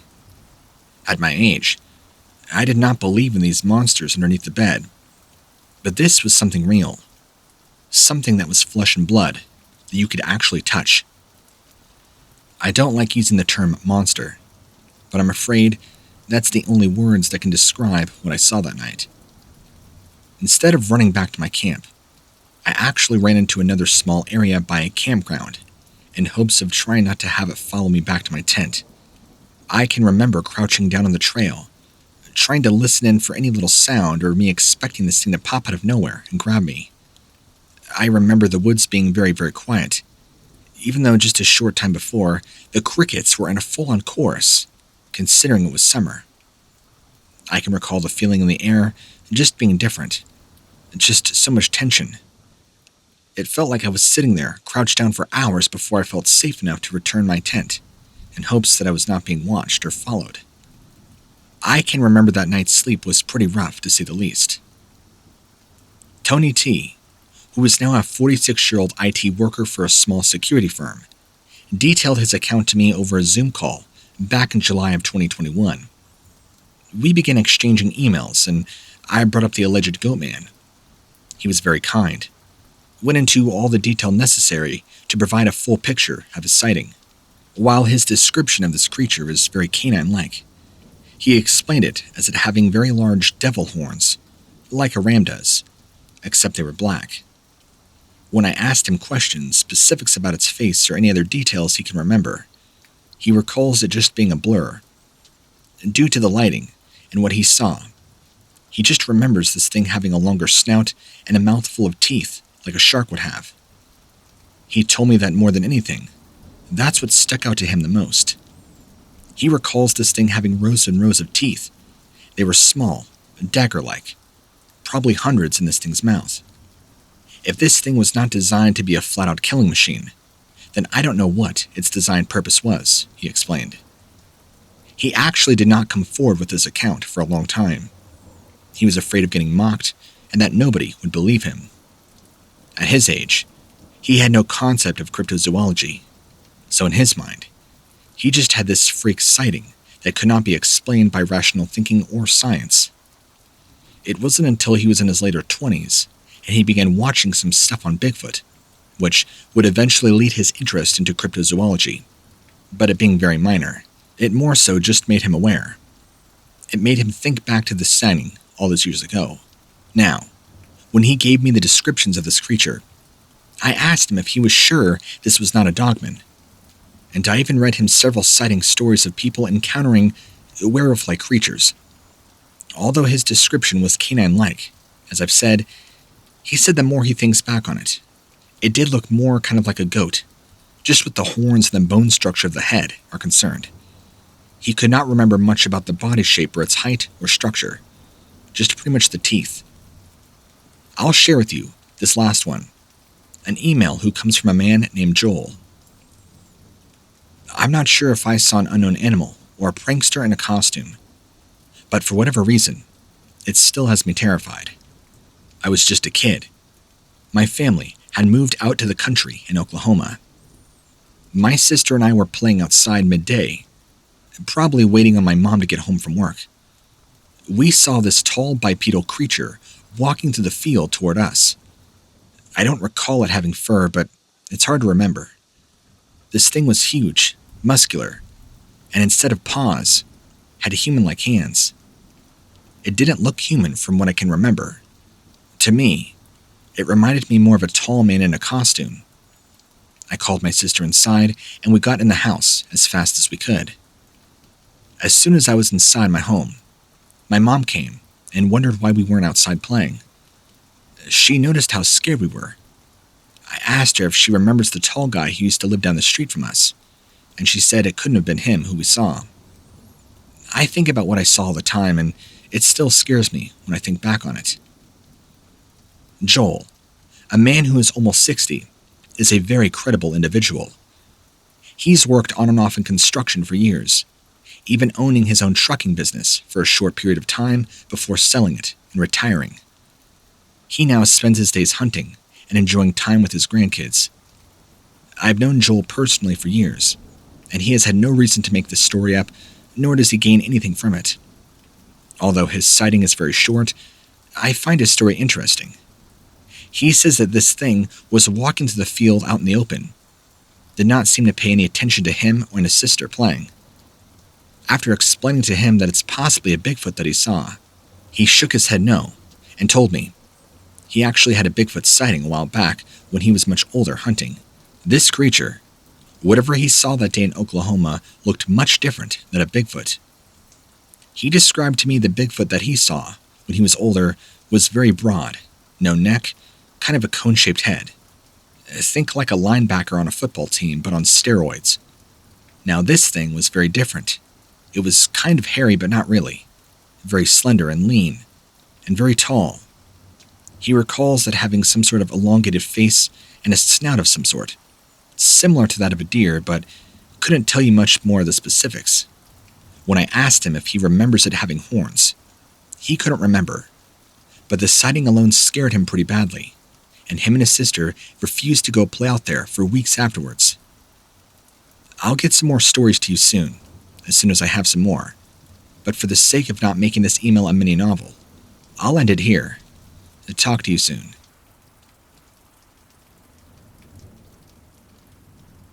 I'm the youngest of 3. My sister at this time was 17, and my brother is 21. My mom was divorced for like 10 years, so she works out in a factory and makes parts for NASA in California.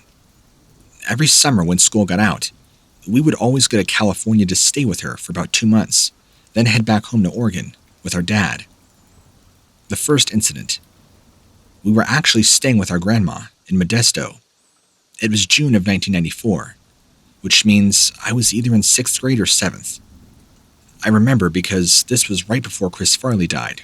One night, my grandma says to me, "You guys should go take your sleeping bags outside and go sleep on the trampoline tonight." I think it was a Friday night or something. So me and my brother did just that. We went out there and talked for a little while before we both fell asleep, watching TV. We had one of those old school projectors that projected onto the house. Pretty fancy, I know. My grandma lived kind of far away from any neighbors, probably at least half a mile or more to the closest house.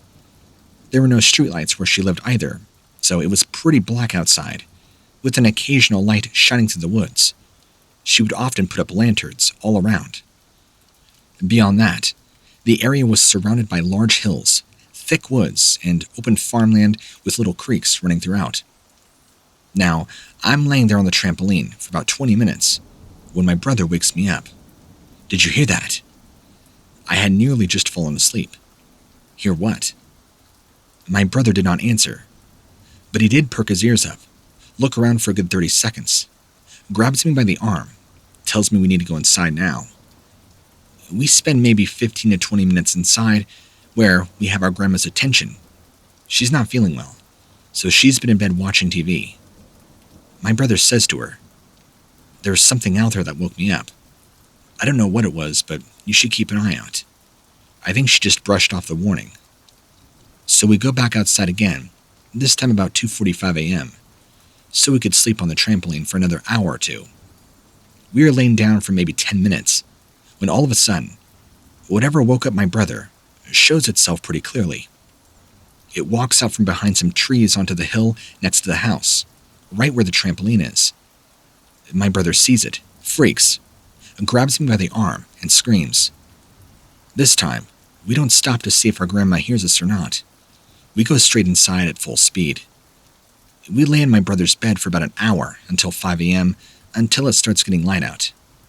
At that point, we stayed up the rest of the day and watched Power Rangers on TV. Now the second incident. This happened about 2 or 3 years later. My sister had graduated high school at this point and started living with friends. One night, my siblings and I are out in the backyard by ourselves. Same place, just talking to each other. It's around 10 p.m., and there's a knock on the sliding glass door that leads into our dining room kitchen. All three of us are looking at the door, wondering who would be knocking on it. We don't see Grandma. And there's another huge window next to the sliding glass door. We look and we didn't see anybody. Grandma must still be lying down. I think we all just kind of shrugged our shoulders, not really sure what to think about it. And all of a sudden, we heard this loud noise. We all turn our attention and something big is running through the woods. Something, what we speculate, had thrown maybe a small rock at the window. And that's what the knocking was. I can't really remember if it was an actual distinct knocking noise, but there was definitely some sound that brought our attention over to the glass window. Why it took off running, I don't know. But I believe that the figure that threw the stone, a small rock mind you, that got our attention would appear in the third incident. So, the third incident, the last one, this was the summer of '99. My sister was living with friends, just like she had been doing, and I was going into high school. It was around midnight, when all three of us are still up watching a movie in the dining room, which is right next to our kitchen where the back sliding glass door is. My sister gets up to go from her seat to go outside and smoke. She was trying to quit, but our brother is afraid of being alone. He had just went through a really bad breakup, so he begs her not to go outside. She agrees and just leaves the glass back door open. Our mom had passed out on the couch in the living room, which is maybe 20 feet from where we are. My brother and I hear something that sounded like a huge rock, a large stone, come flying through the air, smacking into the side of the house, landing right where my sister is sitting, or next to it, on the porch. We immediately stop watching whatever we're watching, because it had been super quiet before this happened. My sister is screaming, obviously, and the commotion jolts my mom awake. Everybody is now screaming. Someone or something chucked this large stone, the size of a basketball, at my sister from the woods, nearly shattering the glass sliding door. It would have had it hit it. It left a nasty hole or crater on the side of the house where the impact was made. So my brother and I go rushing out there with the BB gun and flashlights, demanding whoever is out there to show themselves. It was the 90s. We thought we were bad. We don't find any persons back there, but we look, and we see these huge prints in the soft dirt right by one of the large fir trees where something was just standing. My brother was more freaked out than I was. I could not really understand what we were looking at, but the footprints were massive. This is where my memory gets a little fuzzy. I can remember them being similar to that of a hoof print, but they were still different. I do remember there being claw marks in the dirt, and only 2 footprints. My brother was scared, even if this was just some butthole in a costume trying to start stuff. How on earth can anybody throw a 50-plus pound rock 70 feet in the air, crashing into a house? Had that rock hit my sister, it would have killed her.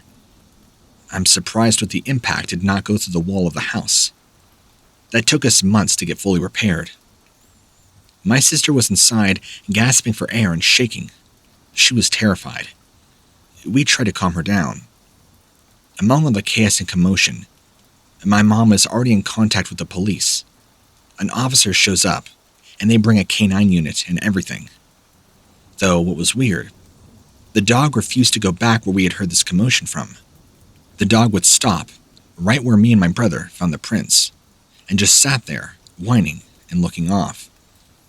I remember even the officer being very weirded out by the fact that his own dog would not go any further. Nothing else of significance really comes back to memory from that night. That's the bulk of it. I've shared this story with several people now online. Everybody is telling me it's a Goatman. For the longest time, I used to think this was a Bigfoot or something, even though I didn't really believe in ghosts or spooky things. But at some point or another, I guess we ought to come to face with reality. I figured getting extra opinions does not hurt, so I wanted to know what y'all think. Was this a Goatman, or was this simply something else?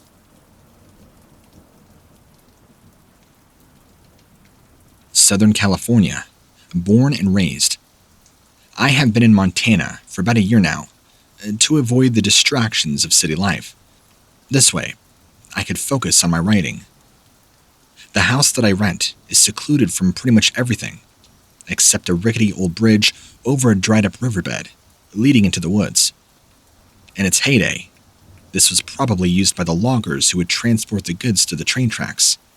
But since then, this area is a relic of what it used to be, long since forgotten. My nearest neighbor is about a half-mile down the road. As far as my own background, I'm 62, 175 pounds, brown hair, green eyes. I've been kicked out of several places before due to my alcoholism, but I've been sober now for a long time. We're going to go back in time for my story. This was June of 1987, my first trek in Montana. It was my first summer. I was going out to sit on the porch drinking a beer, watching the sun go down. After drinking probably about 7, I fell asleep. In my sleep, I began dreaming. In this dream, an old man carrying 2 canvas bags walked up to me, said he needed help finding his goat. A few days before that dream, I heard a very distinct sound in the woods, a kind of bleating, but not from an animal. It sounded like a person imitating a goat's call. I thought it was just some local kids playing around, so I didn't think anything of it, until after that dream with the old man. Now in this dream, the old man lures me deep into the woods, in helping him find his goats, and then he turns into this hairy, hideous creature and tries to eat me. I always end up waking up, but even in the dream, it was like he was some evil shapeshifter or something. So when the sun comes up, I start my day, and I could hear that bleeding again. So I'm thinking to myself, this is too weird, and I try to go to the location where I hear it. And suddenly, I'm overwhelmed by a sense of dread.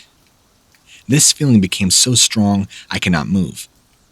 I fell over onto my hands and knees, vomiting, until there was nothing left in my stomach. When I finished throwing up, my senses seemed to return and that feeling was gone. I get up, looked around. Didn't see anything that stuck out. The woods looked different though, like a veil had been lifted, making everything seem darker. As I circled around the trees looking for any sign of that bleeding that I heard, I became aware of an abundance of tracks. The ground too was now littered with old deer corpses, rotting and decaying. The smell was even worse. I've seen dead deer many times, so I wasn't fazed by this. But there were no signs of scavengers, like people had just killed deer and dumped their bodies. I began looking around for the source of the bleeding, spotted myself some very distinct goat tracks that led into some tall grass. Suddenly, it hit me like a ton of bricks. I nearly collapsed onto the ground again. I was being pulled into one of these creatures. I was lured by them, and I fell for it, just like my dream. I was drawn to the tall grass, almost as if I had no control over my own actions. The incredible feeling of dread came back, but this time, it did not feel like something in the air. It felt more like one of them was in front of me, and no matter how hard I tried, I just could not turn away. I couldn't look away or close my eyes. I was forced to watch what happened. But it wasn't like watching a movie. I was living in this moment, feeling every second of it, just like when the dream with the old man started. The tall grass parted, and there it was, its face mere inches away from mine. Its yellow eyes took up half of its black, hairless face. At the time, its face reminded me of an overripened banana, and its eyes were like pools of sulfur glowing yellow. I have never seen anything like it before or since. Thank God for that. All I could focus on was those eyes. They drew me in deeper and deeper. It was the most evil-looking thing I've ever seen. It reached down, grabbed one of the dead deer, picked it up, and took a huge chunk of flesh out of its body. It took one bite. Blood sprang out from the wound. I fell on my back, squatting away from this thing as it watched me like a curious child would, observing a frightened animal. My instincts screamed at me to get away. I got up, ran as fast as I could through the woods. It felt like it was going to come after me, but I didn't look back to find out for sure. When my house came into view, I broke down my own door with all my strength, locking it behind me. I was beginning to think I was hallucinating. I poured myself a huge glass of bourbon to try and calm my nerves. I'm shaking so much the bourbon was going all over me and the floor. I took a few chugs and sat down, convincing myself the whole thing was just a nightmare. Then I heard the tapping. I jumped up, grabbed my shotgun, and kicked open my front door, ready to blow this thing into another state. I opened fire, and just like that, everything around me fell completely silent.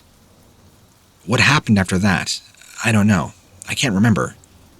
The last thing I remember is sitting there in a puddle of my own urine and seeing these glowing yellow eyes watching me from the tree line, from where I had just come from shortly ago. The sightings after this kept happening, but they were far and few in between. I would hear it screaming out at night, like it was trying to lure me, I think. This is one of the primary reasons I flew back to Southern California when I did, was to get away from all this. Of course, that was not the only reason, but one of the primary. Call this a demon, a goatman, whatever you want to call it. I don't care. I don't want any recollection of this thing